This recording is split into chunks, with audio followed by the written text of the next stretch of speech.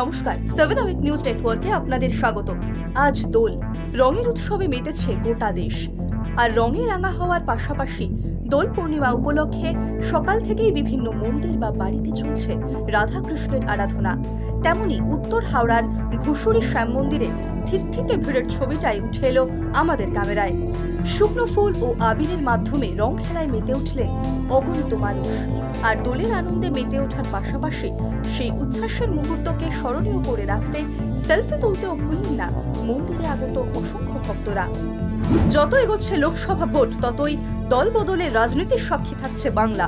এবার কোচবিহারে সিতাই বিধানসভা কেন্দ্রে বড়সড় ভাঙন বিজেপি শিবিরে।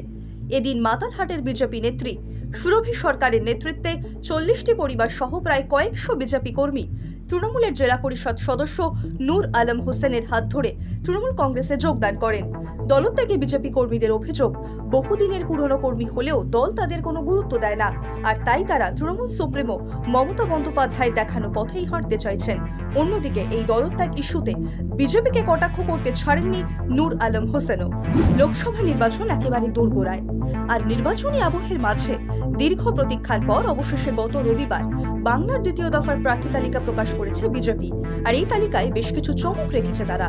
মথুরাপুর লোকসভা কেন্দ্রে আসন্ন লোকসভা নির্বাচনে বিজেপির হয়ে লড়াইয়ে নামবেন মথুরাপুর লোকসভার অন্তর্গত মন্দির বাজার বিধানসভা এলাকার বাসিন্দা অশোক কুমার পুরকায়েত। আর প্রার্থী তালিকা ঘোষণা হতেই জয় শ্রীরাম ধ্বনিতে মুখরিত হয় অশোক বাবুর বাড়ি সংলগ্ন এলাকা। প্রার্থী হিসেবে ভূমিপুত্রকে পেয়ে গেরুয়া আবিরে রাঙিয়ে ও মালা পরিয়ে অশোক বাবুকে বরণ করেন দলের কর্মী সমর্থকরা। পাশাপাশি তৃণমূল প্রার্থী বাপি হালদারের বিরুদ্ধে নিজের জয় সম্পর্কে যে তিনি 100% নিশ্চিত, তাও স্পষ্ট করলেন মথুরাপুরের ভূমিপুত্র অশোক কুমার পুরকায়েত। ফের অশান্ত ভাঙন, রাজনৈতিক সংঘর্ষের ঘটনায় তুমুল উত্তেজনা ছড়ালো ভাঙড়ের জিরানগাছা বাগান এলাকায়। এবার লোকসভা ভোটের দেওয়াল দখলকে কেন্দ্র করে আইএসএফ এবং তৃণমূল কর্মীদের মধ্যে খণ্ডযুদ্ধের ঘটনায় রক্তাক্ত হলো দু দলেরই একাধিক কর্মী সমর্থক। দুপক্ষের কর্মী সমর্থকদের বিরুদ্ধে মারধরের ঘটনায় জড়িত থাকার অভিযোগ উঠেছে। আইএসএফ এর তরফে দেওয়াল দখল করার অভিযোগ উঠেছে তৃণমূলের বিরুদ্ধে।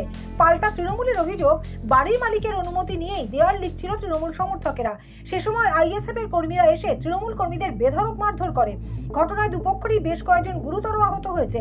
দুই রাজনৈতিক দলের সংঘর্ষকে কেন্দ্র করে এলাকায় ব্যাপক উত্তেজনা ছড়ালে ঘটনাস্থলে পোলেরহাট থানার বিরাট পুলিশ বাহিনী পৌঁছে পরিস্থিতি নিয়ন্ত্রণে আনে। উত্তর 24 পরগনা থেকে শান্তনু বিশ্বাসের রিপোর্ট, 7 hour news network. Jai Hind.